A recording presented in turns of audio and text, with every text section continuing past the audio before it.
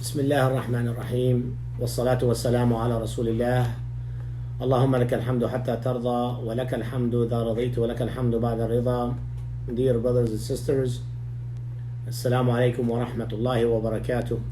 Inshallah ta'ala, today after finishing various aspects of salat, inshallah ta'ala, today and tomorrow and the day after tomorrow, inshallah ta'ala, we will cover Sujood as-Sahw, forgetfulness sujood that we do in the salat.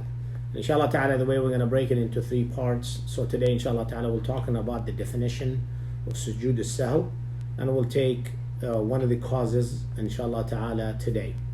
As for the definition of Sujood as-Sahw, it is a prostration of forgetfulness, as most of us know it, and it is you do it before taslim or after taslim, depending on the case. And inshallah ta'ala, we'll look at various conditions for that, in which a person will do sujood and then sits down from that sujood and does sujood again, and then if it requires taslim, you will do taslim.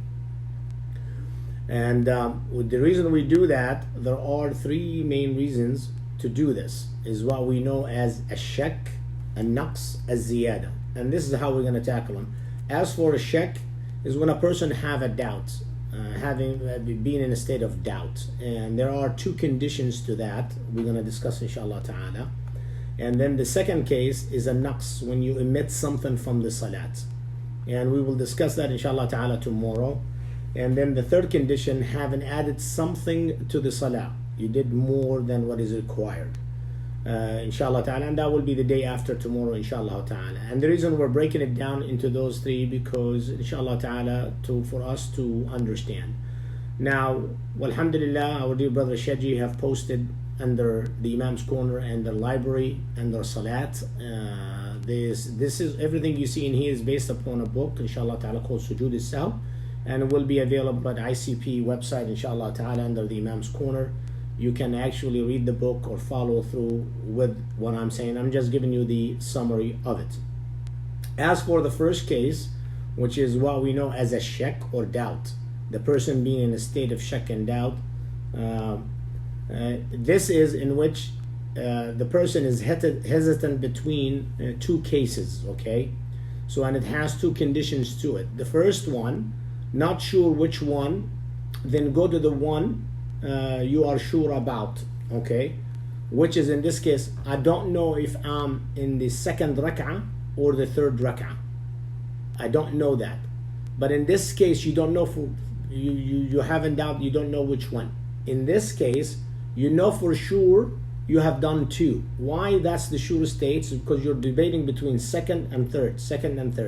It doesn't matter in reality what it is, but what you're sure about is the second one.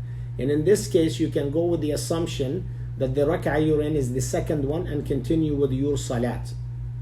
And then you do sujood as-sahw before taslim, before you say assalamu alaikum, assalamu alaikum. So what happens is you sit down for the last tashahhud, and then you read the tashahhud completely, and then you go in one sajda and sit from it, and go to the second sajda and get up from it. There is no need for tashahhud, and then you do taslim to the right or taslim to the left, and you will end your salat. So the first condition of doubt or shak, if you do not know if you are in the second or third rak'ah, but you know for sure you're maybe in the second one because that's the lesser number. And the reason we do taslim before we do sujood as-sahw before taslim, because you did not know which case it is. The second case for doubt, you are sure about one of them, okay? You have doubts, you don't know if it's the second or third, but you have an idea you might be in the third one, and you have an idea you for sure thinking that is the second one, but then you have that little bit doubt, but there is a little bit of a guess on your part that you're sure about that it may be that one.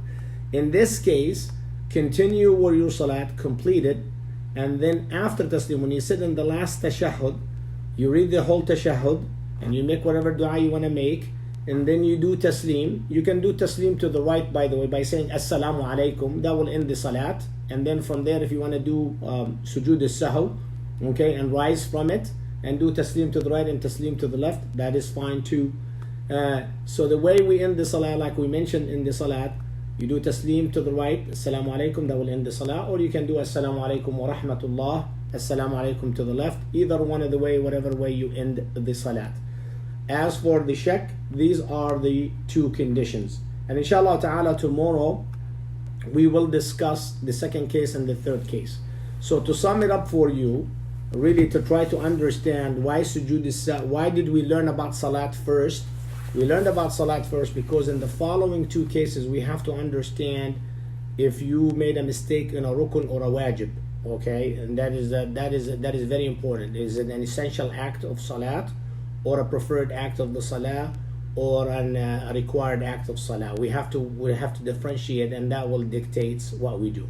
But for today, when you have a doubt which rak'ah I'm in, if it's the second or the third, but you cannot for sure know which one, you go with the lesser number because you know that's the sure one at least, and then you do sujood as-Sahw before taslim. As if you don't know if you're in the second and the third one, but in your mind you are for sure saying this is my third one, then you continue with your salah as if this is your third one, and then you do sujood as-Sahw after taslim. So this is what we're gonna talk about today. We ask Allah subhanahu wa ta'ala to continue to guide us, and if there is any questions, inshallah ta'ala, let me know. Email me inshallah ta'ala, and I will try to answer those questions. So we ask Allah subhanahu wa ta'ala to continue to guide us. We ask Allah subhanahu wa ta'ala to continue to protect us. وبهذا سبحانك اللهم وبحمدك أشهد أن لا إله إلا أنت أستغفرك وأتوب إليك والسلام عليكم ورحمة الله وبركاته.